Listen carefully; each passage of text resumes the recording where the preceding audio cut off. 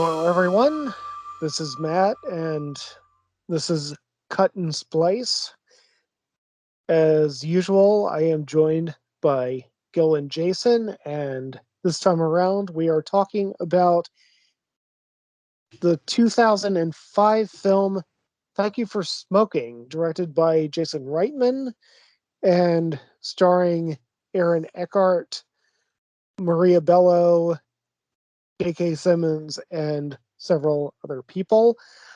I thought that this would be a nice break from some of our previous episodes in that we're going to delve into what I regard as one of the best political satires of the 21st century so far. I know that that's a bold statement, and Gil and Jason may disagree, but maybe we'll hash it out. Gil, Jason, any initial thoughts? It's a good movie. Yeah, no, it is a good movie, and it was his first movie, right? Jason Reitman, first feature. I didn't know it was his first movie until today when I was looking up his movies, and I was surprised by that. It's definitely a very good movie to be your first film.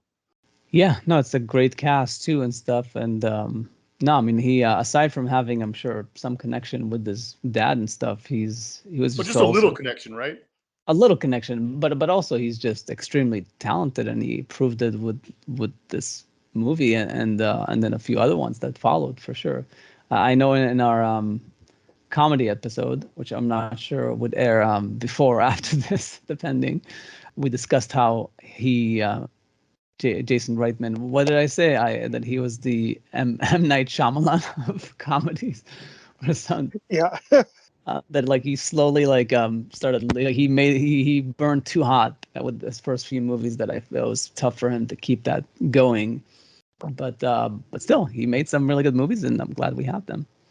I was going to ask you about the political satire thing, or at least this is more just satire, because I do feel like there's a lot of discussion about, where satire is, and so yeah, it is. This movie is one of those satire that really works. I've seen very few that succeed on a very high level.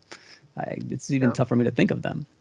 One thing that really stands out about this movie is that the protagonist is somebody that you just go into the movie almost anywhere where you stand on the political spectrum, and you're supposed to hate him. You're supposed to think that he's the bad guy. And I'm trying to pick my words strategically because I don't want to give away anything or ruin anything about the movie. But fundamentally, he does turn out to be a sympathetic character. He does turn out to be right in a lot of ways that you wouldn't expect, and the underlying message is that of human liberty, and that is just not a message that you often get in movies.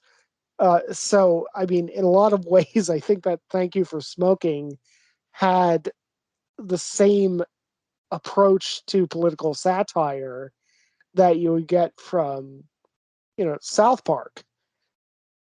But honestly, my favorite professor in college, and this was before I met you two, was in Montana State, and he's the guy who introduced me to South Park, and he accused South Park of being nihilistic, and I agreed with him the first time that I saw a clip from South Park that he showed to me, and then I watched South Park afterward, and I actually got into a certain mindset where I started to really understand the libertarian philosophical framework, and like no, they're not nihilistic. They're just pointing out the bullshit of the American political system and the bipartisan aspects of it. And I think that Thank You for Smoking was actually attacking American politics in the same way that the South Park guys do. And it did it in a really clever way. But yeah, that's Really? That's funny because I guess we should definitely yeah have that discussion once we get the spoilers. But I guess to give like a quick review so we can move on to that because I am surprised by it. I mean, I think what you're saying is not completely off, but I don't think that's what the movie is really going for, or at least it's not the focus of the movie.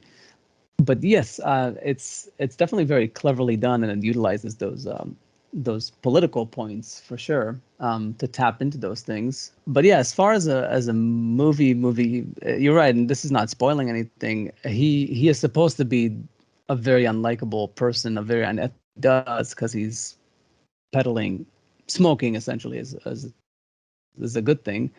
But from moment one, he's likable. It's sort of like almost like Clockwork Orange, where that guy he's a horrible human being, but from moment one, and they do the same thing here. They use the voiceover because the voiceover comes from the main character. So yeah, it's definitely a good device the way they use that, and it's very entertaining, just like in Clockwork Orange. And yeah, and it goes in all different directions and interesting ways and twists and turns. I noticed this time I maybe didn't notice before that bothered me, and I can get into those. But overall, it just sails like it really just it's just a very enjoyable movie to watch. And if I'm not mistaken, my rating for it was from back then, and I think I rated it an 8, and I think I would probably stick to that. I might yeah. consider dropping it to a 7, but I think it is above average as far as satire or comedies, in spite of some of the minor things that I've noticed this time around. But it's yeah, I would definitely recommend it, if nothing else, because there's really not a lot of good satire out there. It's not yeah, not very common. Jason. I don't know. I'd probably put it at like a 7, maybe a generous, like a good 7, if that makes sense. A strong 7. I don't know why I didn't think it was going to be a good movie when I saw the trailer and when it was coming out. There's something about it that just like I know I didn't see it in theaters. I saw it like a year or so after it came out. And when I did, I was like really regretting that I waited because I really liked it once I saw it. But I agree with what you're saying. There's not enough good, or let's say successful satire being made. And this one's pretty darn good. I would recommend it to just about anybody who likes movies and, freedom. Freedom. Yeah, again, the freedom thing. We need to get into that. So yeah, well, what's your rating? Well, I don't think, by the way, before Matt talks about his spiel, I don't know if I would say that it's all that much of a political satire. I think what it's commenting on has far more to do with society than it does anything in the realm of politics. Not that politics are, separate from society, but just in general. Well, I mean, I actually agree with Jason on Good that. point. Yeah. Yeah. No, No, it's not a political. It's not. I'm sorry. I think a few times we said political satire. It's just satire. It's not political per se, for yeah, sure. yeah. It's got some politics mixed in. Yeah. No, I entirely agree with Jason on that, and the fact that so much of the movie is set in DC, and since I lived in DC for 4 years, obviously I'm watching the movie and thinking like, oh, I drove down that road. Oh, I know where that metro stop is, and so on and so forth, uh, throughout the entire movie. But yeah, no, it is really more social than it is political, though it is both. But I'm just gonna be more generous than you guys and give it like an 8.5. I mean, honestly, it's just one of those things where I'm going to say that it's not a masterpiece. This isn't Saving Private Ryan or anything like that, but it's one of those movies where if you don't like it, I don't get you. It's a very Yeah, likable movie. So it's like yeah, a almost Princess Bride level. Maybe not right. Stardust, but Princess I Bride. don't know about that. Right. Yeah. No, not sorry, not as good as Princess Bride, but it's like in the quality of likability. Like it's just so easy to like the movie. There's very few things that are off-putting about it. Yeah. Well, I would agree with that, except to simply add a caveat that it's not as accessible as the things you just compared it to. I mean, if you're a person who, talking about recommending this movie, if you're a person who likes movies and likes comedy and likes a lot of stuff, yeah, you're probably going to like it. But I mean, if you're somebody who's going to the movie hoping for like, us not to give a spoiler or anything, but this isn't really much of one. I don't really feel like Aaron Eckhart has much of a romantic relationship throughout this movie. There's things that happen, but there isn't much of one, and a lot of people only go to the movies for that. There's not any explosions in the movie. A lot of people only go to the movies for that. There's not like a lot of violence, although there's a little bit. So I mean, it's not like the Princess Bride in the sense that it's like got a little bit of everything for everyone kind of thing. But yeah, it's a great movie. Oh no, I'm just talking about it's a comedy and it's got some good laughs in it, or at least it's very amusing throughout. I think And it's hilarious. but I do agree that it's not as universal as something like The Princess Bride, which even The Princess Bride, some people are not into fantasy like fairy tale People that are thing. ridiculous. Yeah, of course, but there is something about this. The one off-putting thing about it is that it does get into politics to some degree, and it does get into a little bit of like human psychology and the way people think, and that doesn't. Not everybody's into getting in that headspace when they watch a movie. Like, I agree that this is not pure entertainment, like nonsensical, fun entertainment, like the 40-Year-Old Virgin or something. It's definitely something that you need to be in the mood for something like that. Satire is like a different type of comedy. Yeah. Yeah, I feel like we can go into like Yeah, kind let's of talk deeper about into it. the Yeah. spoilers. So going spoilers.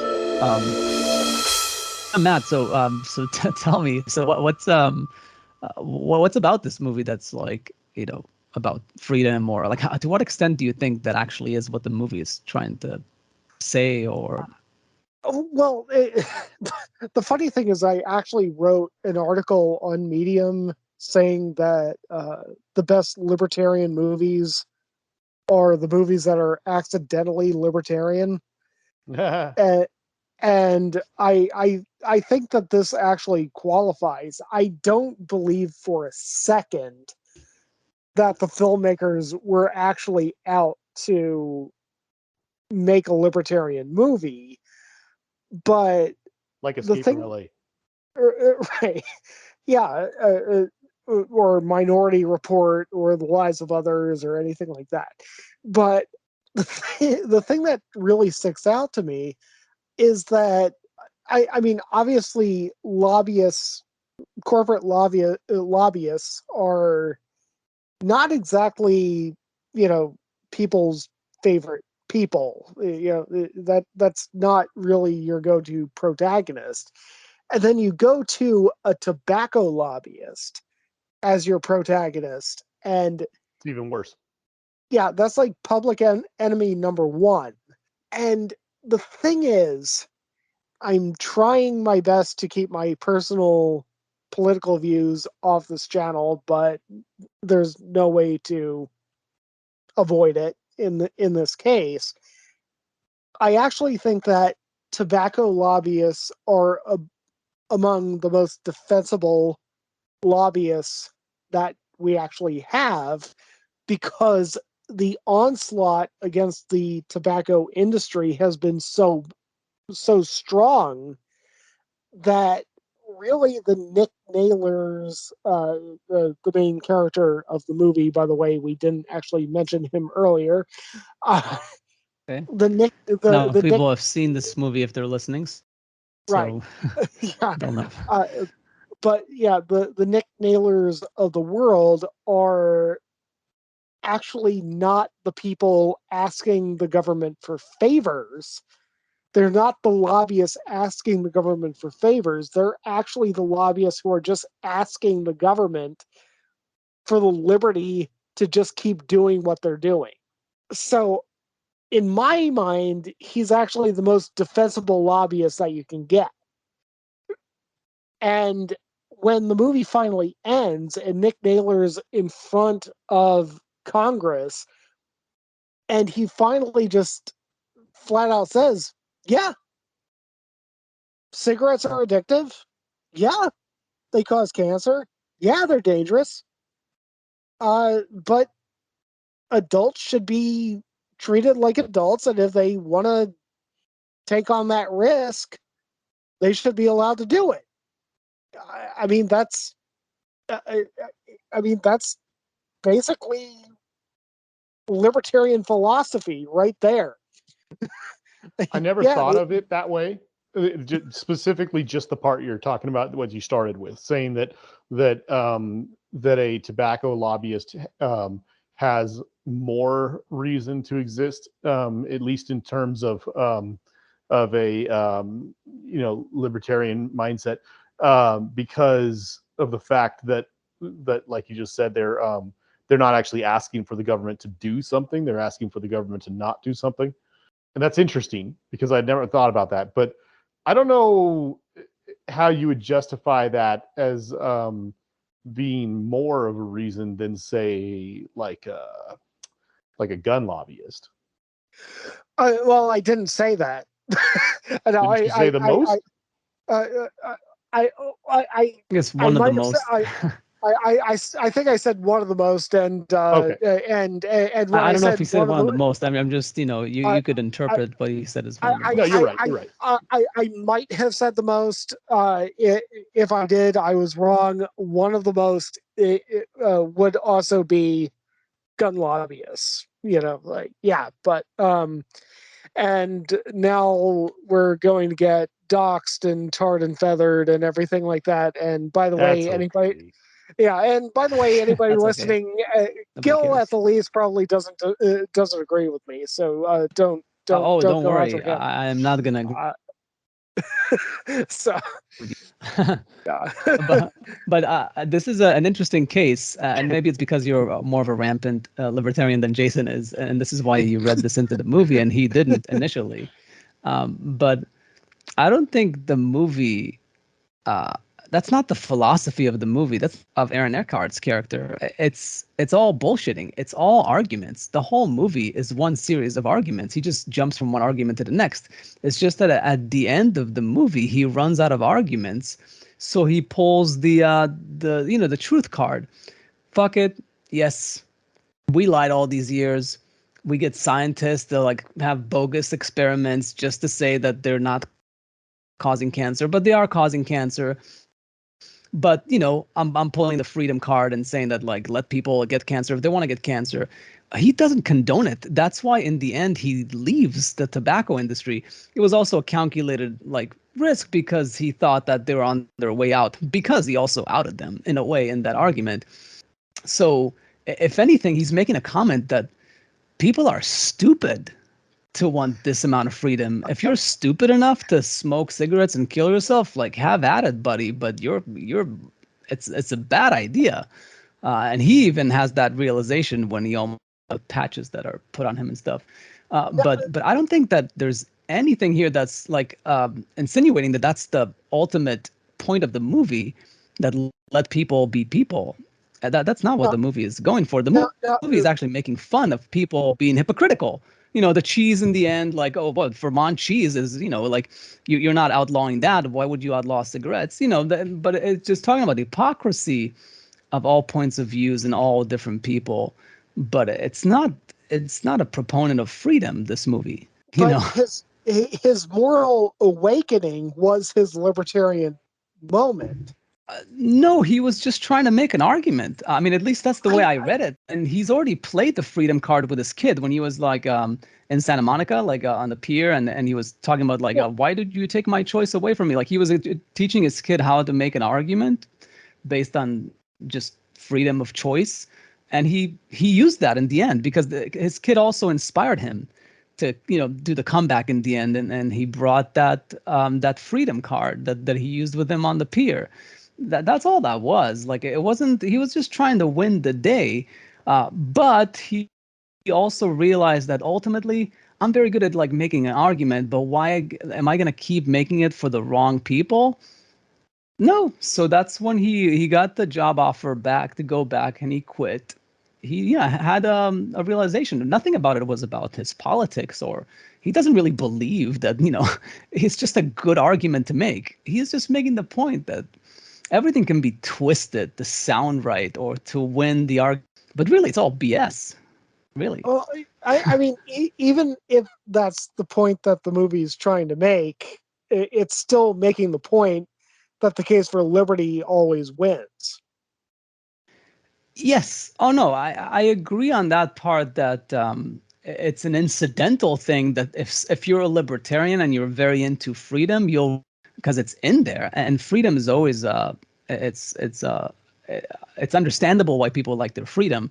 But as far as like the lobby, like them having more of a reason to like be a lobby than anybody else, or one of the most, that also doesn't make sense to me because they are stopping the government from, or at least trying to quiet the government from informing citizens more strongly about the dangers of cigarettes. That is something that they're public interest. So it's questionable whether like it's ethical for them to be a lobbyist. It is. I mean, if they had never done bogus experiments to disprove connection to cancer, if they didn't hide information about like the dangers of smoking, if they had played the truth card from the get-go, from like the 30s, 40s, when they first started having commercials for like smoking, then yes, then you can play the freedom card. But I mean, if you were talking about tobacco lobbyists in like 1950s, you would have an argument. But I mean, there was a case in like 1998 where finally somebody did sue, and it turned out that the tobacco companies had been hiding all of that information about the risks of smoking from the public, and like it was a multi like gajillion dollar dump from the tobacco companies. This movie came out in 2005. We're in 2022 now. No, but I'm saying in the movie, forget the reality. In the movie, they don't get redeemed until the last scene in the courthouse when he finally says, yes, it is causing cancer. Yes, it is. And we've been lying all along. He doesn't say we've been lying, but like he admits it. Nobody else from the tobacco industry admits anything throughout this movie. They all hide it. They all know the truth. So there's no, they have no ethical ground to stand on. But the thing is, okay, the tobacco industry, you can make an argument that the tobacco industry doesn't have an ethical ground to stand on, but Nick Naylor does in that last scene where he just kind of like waves his hand around to the entire room and says like, does anybody seriously believe that nicotine is not addictive? Does anybody seriously believe that smoking is healthy for you or anything like that? And like, of course nobody does. We all know that it kills people. We all know that it's a risk. I mean, like the same thing with alcohol. Like we all know that, if they put somebody on the cover of Cosmopolitan and sipping a martini and saying this is healthy, that's bullshit. We all know that. This was a movie made at a There's not time when we we all all know. know that. There's kids that grow up and come of age, and they don't know everything. And obviously, messaging is not always going to work with kids. But the point is, and I agree, he redeems himself in the end. But up until that point, his ethical standing is very questionable. The argument for his likability is that, hey, ultimately he's a nice guy. He just happens to work for an industry that is doing unethical things in his line, and that's not a good thing. But he's also not evil. Like that's what the movie is about. Is that technically even the people that you think are evil, say like the the Koch brothers of the world, or like all these people that like you think are deceiving you or like have different politics than you, they're people, and they can be very likable sometimes, and they can actually be very ethical people apart from this one aspect of their lives that they just chosen to look the other way, to do it for the mortgage payments. Like they say in the movie, everybody has to pay a mortgage. That's what the movie discusses, is that if you're good at what you do, even if it's on shaky grounds, there's an argument to be made that like this, there's nothing wrong with that. But he ultimately realizes that, well, I can be good at what I do elsewhere. Yeah, like selling cell phones. Get to that realization. Yeah, right. But The cell phones. Yeah. Yeah. Yeah, no, Yeah, I mean, because he becomes a consultant. You're right. So he basically he stays a douchebag technically. So I stand corrected. I mean, the way that I read it is that his discussion with his kid about okay, which is better, vanilla or chocolate, and his kid is trying to make the argument that chocolate is better, and it's like, well, isn't it the best thing that that we have the freedom to choose between chocolate or vanilla or whatever flavor we want at any given time? Isn't that the beauty of the American system, so on and so forth? Again, I'm not getting the quote exactly right. It's pretty Is close. that at that part of the movie, Nick Naylor is just exercising his, like, yeah. I mean, he's just being a lobbyist. He's just showing that making the argument is more powerful than actually having a good idea. But the thing is, buried in there is a good idea. I mean, it is actually the right argument, which is, like, well, it is by definition a matter of taste. I mean, I might literally despise the movie Funny Games, and you actually liked it, Gil. And it's just like, okay, well, we should have the liberty to choose both, right? Even though I think that watching Funny Games will actually hurt your brain. Well, you could put a disclaimer on it. You could just put a Right. disclaimer in the episode that it might hurt your brain. That's Yeah, like what they right. said. Like Yeah, put right. that on the Yeah. package of cigarettes. Communicate to the public what. That's what Disney does with their movies. And By the way, these labels. Oh, with the racism. With all sorts of stuff. Disney should put a massive marker of "this movie will make you stupid" on every movie that they produce now. But emphasis on the word now. And I don't agree. One thing I need to correct is, like, technically, I think in the end when he does the whole cell phone bit, like there is no connection between brain,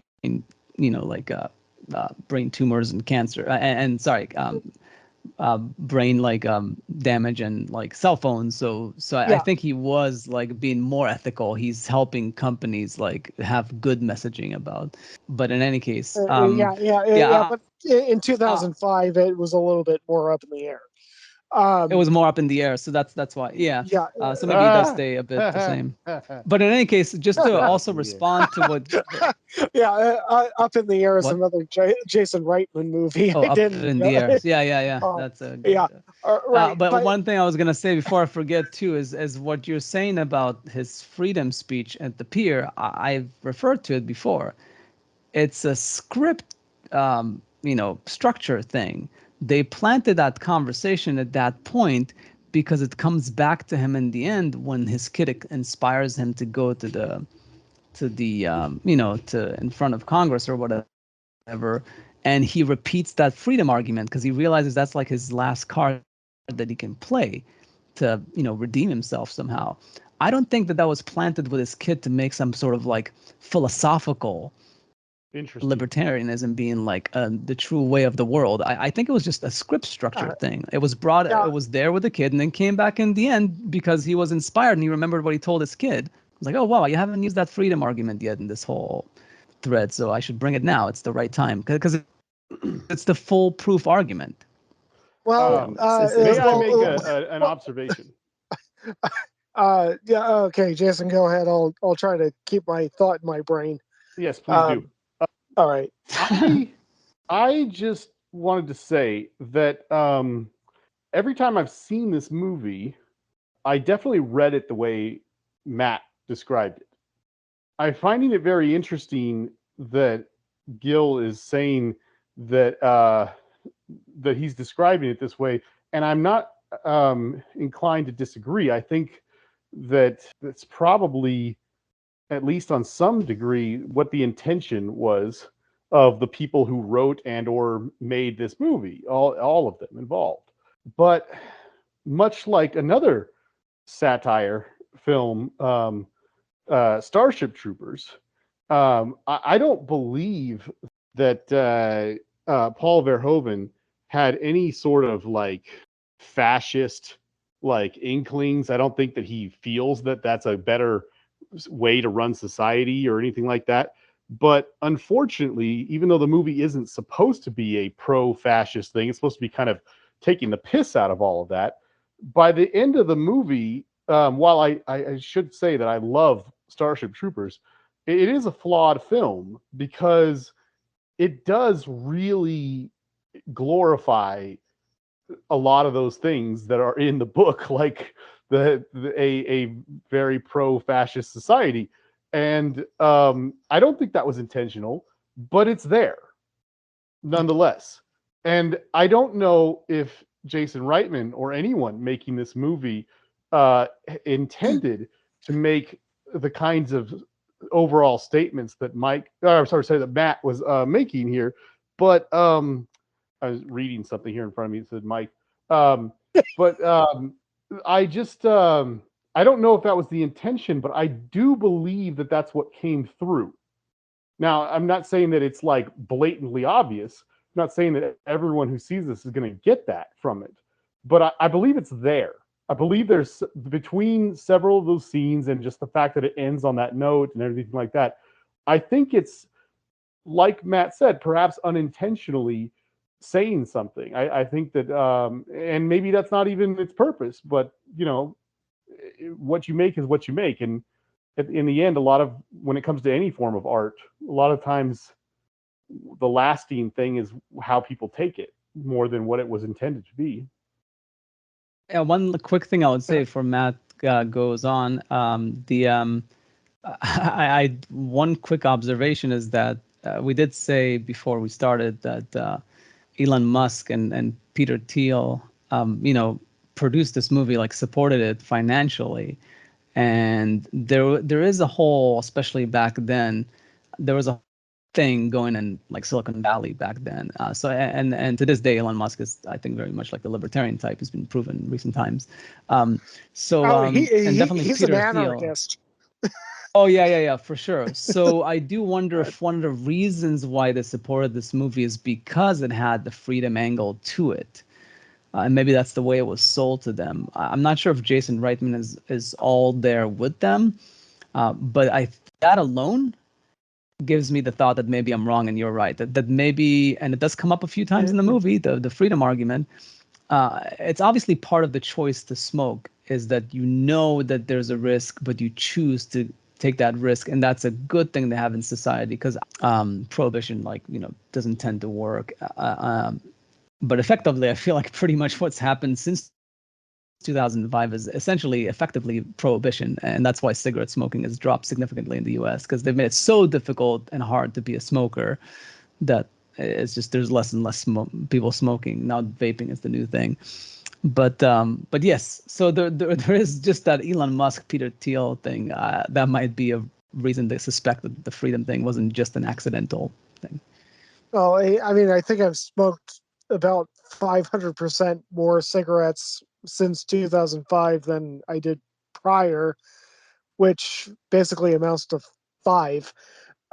But Okay.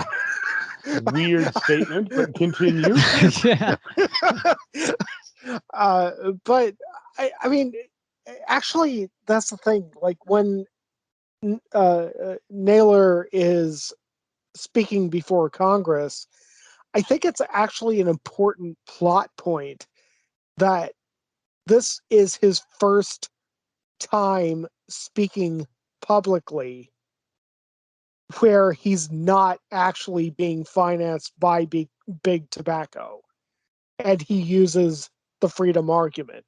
That is when he's actually realizing, oh, my freedom argument that I use with my son as kind of this hypothetical thing while I'm still being paid X amount of dollars, a substantial amount of money to be able to afford that apartment in DC, speaking from experience. Like, okay, well, I've been using the freedom argument, and then finally he is cut off from big tobacco. He is finally speaking before Congress, and he's just speaking for himself. And he he goes back to the freedom argument. I think that's where the movie was actually saying, actually, this isn't just a tactic. This is just the right position. Yeah. No, I think I'm starting to come around to that. The just saying that obviously insinuates that there's something to it because it is an argument to end all arguments ultimately, for sure. At the same time, we have like laws against assisted suicides and things like that. Like you gotta to some degree limit what people do to themselves. No. Right support so they don't do that to themselves, give them like mental health services and whatnot, but in any case, yes, ultimately it is a public good. Like humans, like they have autonomy. That's a very important thing to people. So it's obviously that's going to resonate coming in the movie. But yeah, point in the movie that the movie is making that I thought it was making is the hypocrisy, is that we're all unethical. We all do stupid things. Like whether your poison is, smoking or alcohol or guns, whatever your vices, we all have them. None of us is clean. And that's why he's redeemable in the end. He's redeemable from the beginning because he's likable, but he sort of, by the end of the movie, is like, yeah, everybody needs to make money and everybody needs to survive, and if you can do it more ethically, great. But life is not black and white. What are you gonna do? And as long as people get a choice, nobody's forcing smoking on anybody, and the information is out there, which it wasn't the end, it wasn't the beginning, which is why it's a bit of an issue. Then yeah, I mean it's totally fine. And eventually the tobacco industry did embrace that, and that's why I think they don't make a lot of money right now. That's why they didn't want to say this early on, decades ago. But it's fine. But yeah, that's the hypocrisy and the fact that like the holier than thou attitude that people have, like the politician, like the William H. Macy character. Yeah. That's what I feel like the movie is satirizing. It's that Yeah. like the reporter who thinks she's smarter and stuff, but and she uses her sex appeal with what's her face, Katie Holmes. Katie Holmes. Katie Holmes. Yeah. Which, by the way, I'll bring that up before I forget, is the one thing that kind of bothered me as a plot point is that over the phone when he talks to her, like, hey, why did I thought it was off like record? And she says to him, like, oh, I don't get some people want to like have dinner with me, some people want to fuck me. That's it's all part of the interview. I don't know why he wouldn't just. Why is it that he doesn't just right away go and badmouths her in return? Because it was so effective when he did do it later on, a few scenes later. Mm-hmm. Why is he so devastated but doesn't think to pull that card and screw her over? That's a bit of a. It just feels like the movie a bit like plot points and stuff are a bit too convenient. Like it's almost like he knew all the tricks all along, but he's waiting for the right moment just to play into the pacing of the movie. That's what I feel like. He was out of ideas. He didn't have arguments, and then he did. I guess semi inspired by his kid. I guess that would be the argument, but. But the moment that like she does the trick on him, I was like, outs her as someone who she had sex with her subject. That's gonna immediately make her like not a reliable reporter. Yeah, credible. Yeah. So, anyways, that's a minor thing. I'm not. And that's a fair argument. I mean, I think you could make some psychological points about everything came crashing down so quickly on him that maybe his wherewithal was somewhat compromised. She comes out with a story, he loses his job, he's kidnapped, everything is crumbling. Yeah, so first time in his life he has no words, he doesn't have anything to. Right. So it takes him a few days to kind of put everything together and say, oh, I can just say that she was fucking me. So and that's going to kind of ruin her reputation. But yeah, I mean, I see your argument there. It is interesting that this movie plays on a few different levels. The whole freedom and hypocrisy thing, and yeah, I guess it's true. Whatever you bring to the movie, we've had that discussion on other movies. What you bring to it, I guess with Deception, I think it was a little bit of the cynicism. But yeah, I guess it matters what you bring to the movie. I don't feel like South Park. They're not super libertarian. I mean, to some degree for sure, but it's more just satirizing society and hypocrisy. It's similar to Thank You for Smoking. I mean, the South Park guys are actually vocally libertarian. Oh, but as people, they who was it? Walter Block described them on a spectrum that he used of 7 different types of libertarians. He put them at like one end of it, kind of. But I mean, that's just his take on it. I don't think that too much of their politics comes out in the show. Like Gil said, I think it's more focused more on just like everything in society. They just kind of take a look at what seems dumb and just comment on it. Yeah, so libertarians. Left and the right, and I guess you can consider that libertarian. But they also make fun of people who are obsessed with freedom. For example, they don't give like. But Gil, one thing that I'll definitely throw to you is that I agree that it's kind of up in the air whether or not Nick Naylor at the end of the movie decided, holy crap, libertarianism is the right argument right now, and not just because it's expedient, but because it's actually correct. I agree with you that it's kind of up in the air in terms of what that character was actually thinking when he made that argument.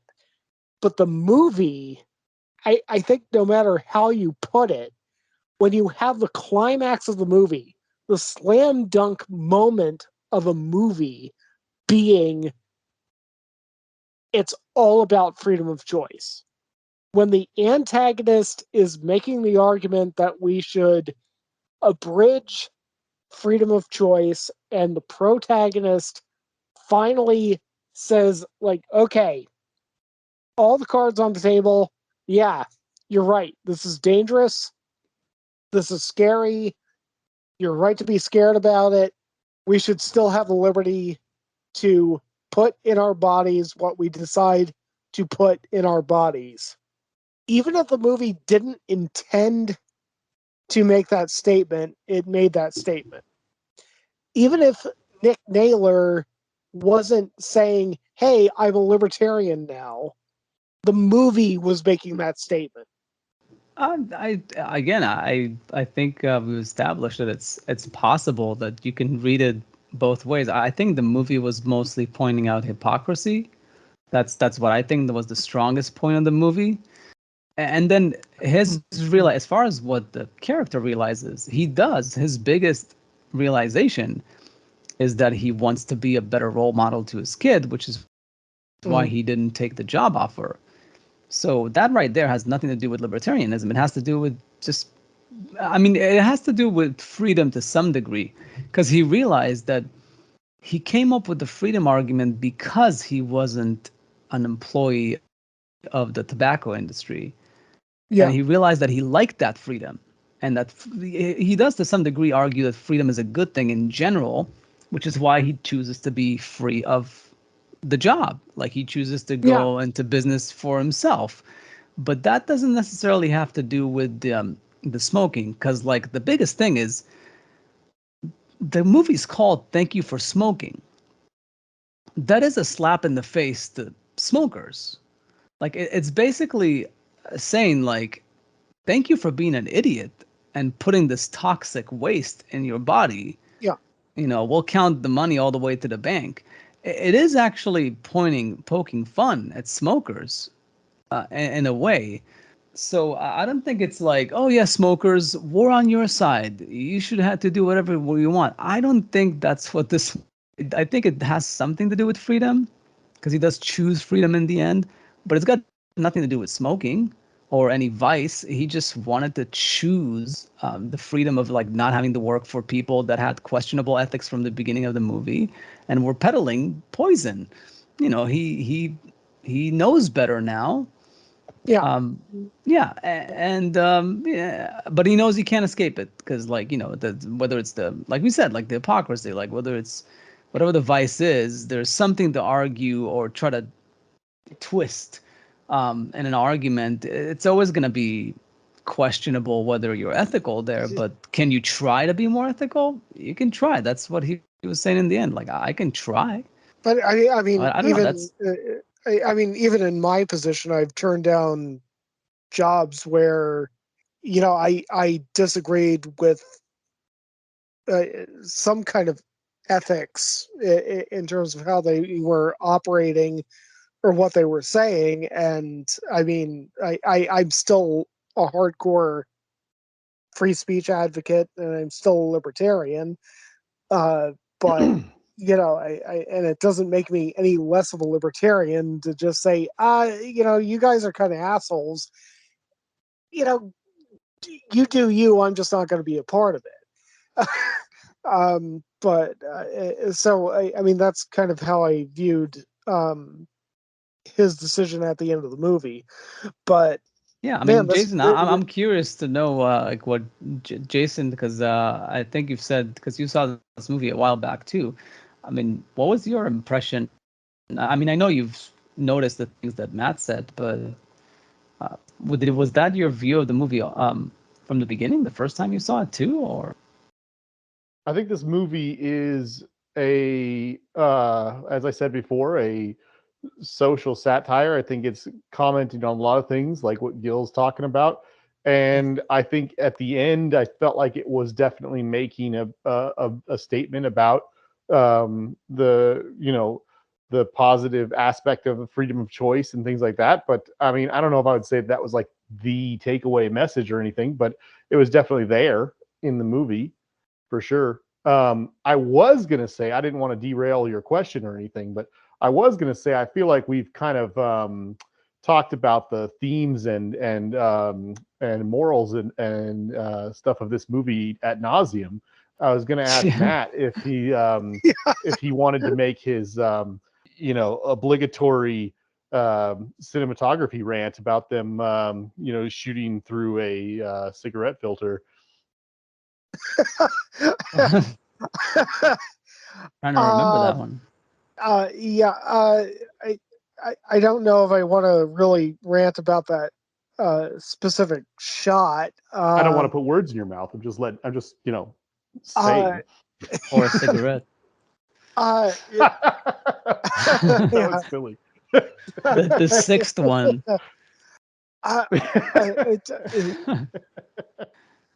To be completely honest, James Whittaker is not one of my favorite cinematographers, and this movie really isn't an exception to that. I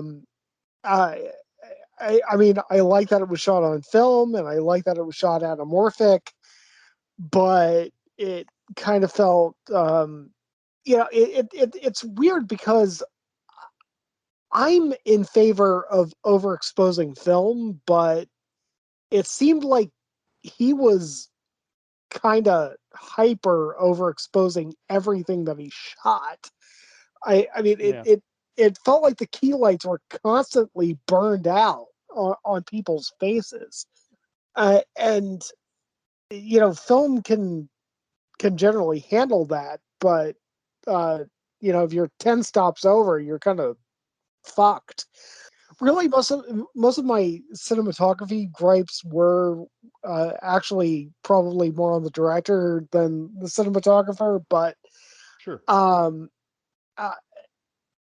Honestly, I haven't seen anything that James Whittaker has shot that I thought was particularly good. I mean, he shot he shot The Cooler, and that was actually dramatically underexposed. Yeah. But a good movie. He shot Running Scared, which is an underrated movie. Yes.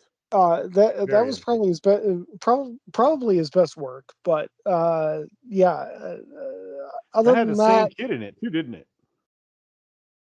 Yeah. That's actually Strange. kind of funny. Yeah. Strange. Yeah. Maybe we should do an episode on Running Scared. That would be That would be interesting. I haven't seen it. There we go. Yeah. I think the best review that I read of Running Scared was, it's basically like Wayne Kramer took a bunch of crack. Yeah. Both the director and the writer, Wayne Kramer, just took a bunch of crack, watched Reservoir Dogs on a continuous loop for 48 hours, and then wrote a script until he passed out. I don't know why. I think I've heard this before. It's an interesting movie. I'd be curious to see what Gil thinks about it. I'd be much more interested to see if Gil could watch the movie and then stop it at like 2 minutes before the ending, and then we'll do the podcast, and halfway through we'll just listen to him and listen to him reacting as he watches the last 2 minutes, because it's the last 2 minutes that kind of ruins the movie. Yeah. Oh, really? I feel like he'd be like, "Oh man, this was interesting. It's not great, but it's very interesting, and I can't believe I'd never seen it." And blah blah. And then suddenly we would all be listening to him all quietly, and be like, "What the fuck?" I don't know. That's just how it's playing out in my head. Yeah. No, that is true. No, I mean, we could try that. I just need to know what minute to stop, so I don't accidentally. I can find out ahead of time. Yeah. I think Matt has the DVD somewhere. I don't know. Anyway. I actually, since you still Gil, since you probably have most of my DVDs, you probably have the DVD. Oh yeah, it's in a box in the garage. I'll never find it. But Yeah. yeah. But, Well, what did you? No, I What, might. what do you guys think when it comes to Jason Reitman? Where would you place this in his other films? I've only seen, I think, 4 or 5 of his films, so I haven't seen any yeah, of his we didn't stuff discuss that Gil described as like his fall. You know, I haven't seen any of his last like 3 movies. Yeah, that's a good point.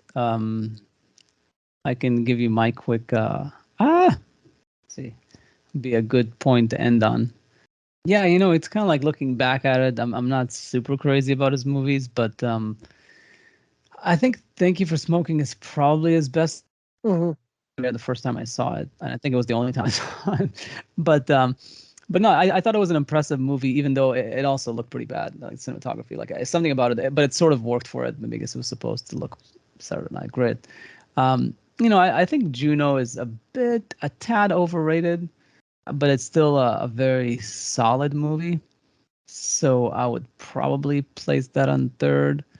And I also think it's the extent of the movies that I've seen. I didn't see Young Adult. I didn't see Labor Day.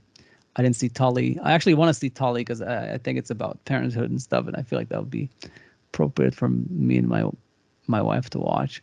The stage of your life. Yeah, Men, Women, and Children too. I think it was pretty badly, but yeah. So I guess Juno up in the air and Thank You for Smoking. But they're 3 really good movies. So I mean, that was really like really solid, beginning to his career for sure.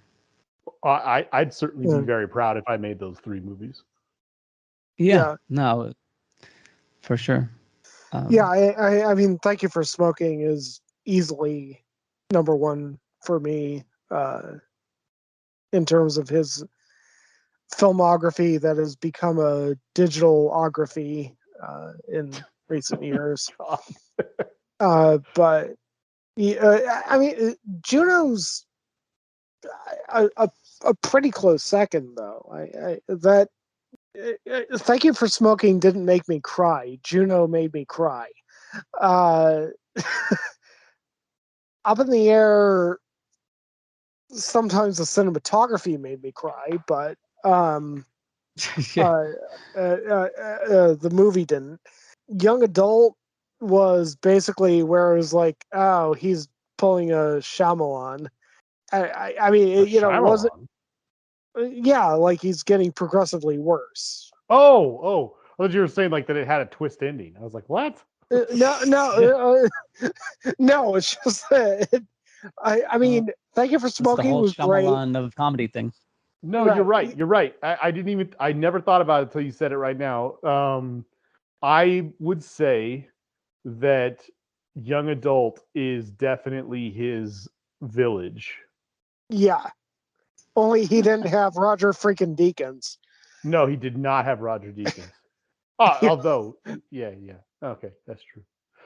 Personally, I think that Juno and Up in the Air are both really good. I would hold those as his best. Although Up in the Air really benefited from being like a movie of its time, and even though I still think it has a lot of rewatch value, it's definitely not like it was when I went and saw it in theaters. And I do agree that Juno is overrated. I just still think it's like easily his best or tied for his best movie. I think that Thank You for Smoking is a close second or third depending on how you look at that. And then I think there's a significant drop to Young Adult. Although I like Young Adult. I enjoyed that movie. I got, I think I was appropriately pissed off at the end, which is what I think they were kind of going for. And whatever, it's just not as good of a movie, and I think it kind of fails in a couple of ways. And then I'm looking right now. I don't think I've seen anything else he's made after Young Adult. You know what? I think I might have seen Young Adult. That's crazy. I think I saw Young Adult. That's how not great it was. Because now I realize that what's his face, Patrick Wilson was in it, and I'm like, Am I remembering this? Like, I did see this movie. I think I saw this movie. Patton Yeah, Oswalt was excellent